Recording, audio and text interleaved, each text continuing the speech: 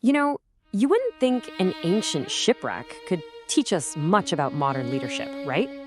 Well, turns out it can teach us pretty much everything. So today, we're going to dive into one of history's most intense survival stories and pull out some seriously timeless wisdom on how to lead when everything is falling apart. So the whole thing kicks off with a warning that, you guessed it, nobody listens to. You've got the Apostle Paul, who's actually a prisoner on the ship heading to Rome, and he's like, hey guys, maybe we shouldn't set sail. But his advice? Totally ignored. The guy in charge, the centurion, decides to listen to the pilot and the ship's owner instead. And right there, boom, you've got this classic leadership problem. The tension between those with the official titles and the one with authentic insight. And that one bad decision, it leads us right to the heart of this entire story. It's the big question, really. Because when that storm hits, and boy does it hit, the ship is just tossed around by the sea.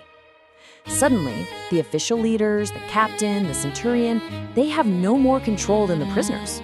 So what do? I mean, how do you lead when you've literally lost all control? Things go from bad to worse fast. They take the bad advice, this monster of a storm just descends on them.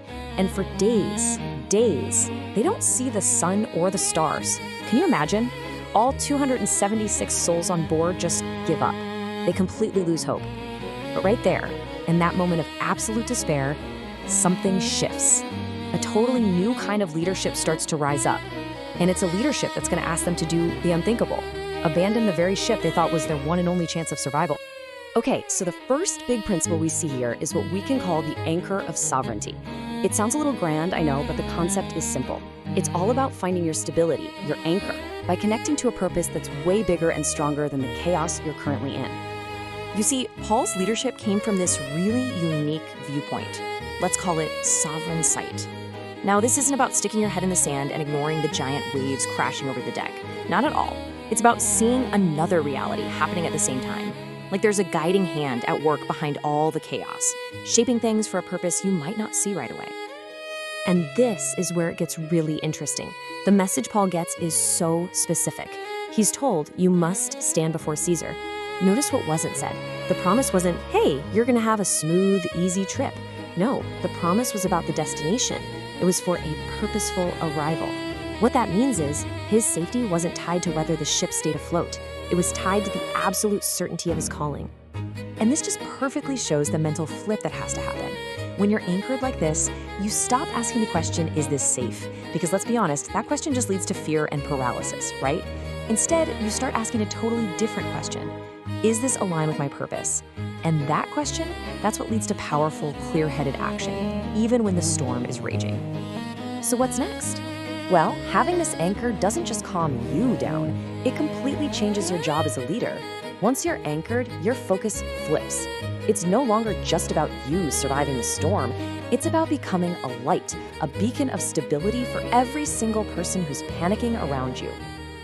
And just to really paint a picture of how bad things were, think about this number, 14. For 2 solid weeks, 276 people were so consumed by despair that they didn't even eat. They had just checked out, completely given up. That's the level of darkness we're dealing with here. And right in the middle of that darkness, Paul does something so simple, but so profound. He takes some bread, he gives thanks to God out loud in front of everyone, and he just starts to eat. He's not giving some rah-rah speech or empty promises, no. He's doing something real. He's creating this tangible anchor for hope, a moment of normalcy and faith that just radiates out and stabilizes everyone watching. What's amazing is that this one small act shows this incredible blend of different kinds of intelligence working together. You've got his spiritual intelligence, that's the anchor in the divine plan. Then there's his emotional intelligence, right? That's the bridge that lets him connect with how terrified everyone is. And finally, his logical intelligence kicks in, providing the simple, practical action they need. Eat, get your strength back. It's the whole package. So, here's the key takeaway on this. Being a light in the storm isn't just about plastering on a smile and being positive. It's an actual process, and it's got 3 steps. First, you have to connect to your own source of light, your anchor. Then, step 2, you have to use empathy to share that light in a way that people can actually receive, something that comforts them instead of just annoying them. And finally, step 3, you guide people with real, practical, concrete actions. All right, this next part brings us to our third and honestly most counterintuitive lesson from this whole ordeal. Let's call it the strategy of surrender. And the big idea here is that sometimes, to be saved, you have to let go of the very thing you think is keeping you safe. I know, it sounds crazy, but stick with me. Okay, so let's look at the two competing strategies on the ship. On one hand, you have the sailors, using classic human wisdom, right? Their plan is secure the ship, throw stuff overboard to lighten it, basically do anything and everything to just delay the disaster. But the advice Paul was following? It was on a completely different planet. It had nothing to do with saving the ship. It was all about abandoning the ship to save the people. And this is what we mean by calculated abandonment. It's not about being reckless or just giving up. It's a strategic, intentional release of control. And of course, the ship here is a metaphor, right? It's our plans, our carefully laid out methods, all the things we build around ourselves to feel safe and in control. Real wisdom, especially in a crisis, is knowing when it's time to let that ship go. So as we start to pull all these pieces together, what we see rising from the wreckage is a really complete model for leadership. And what's wild is that it's a model that works because it expects things to go wrong. It's designed for chaos, not for smooth sailing.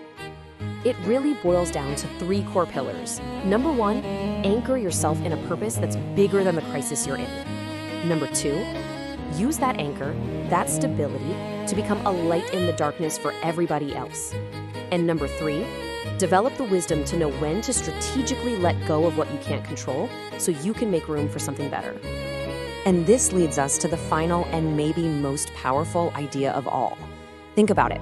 Paul got to where he was going not in spite of the shipwreck, but because of it. The crisis didn't stop his mission, it actually became the platform that magnified his influence.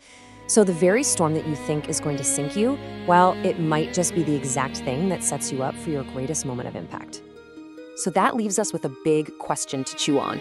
As you think about the storms in your own life, your career, your team, your family, what's the ship that you're desperately trying to hold together? What plan, what old way of doing things, what safety net is your storm practically screaming at you to abandon so that you can finally truly be saved?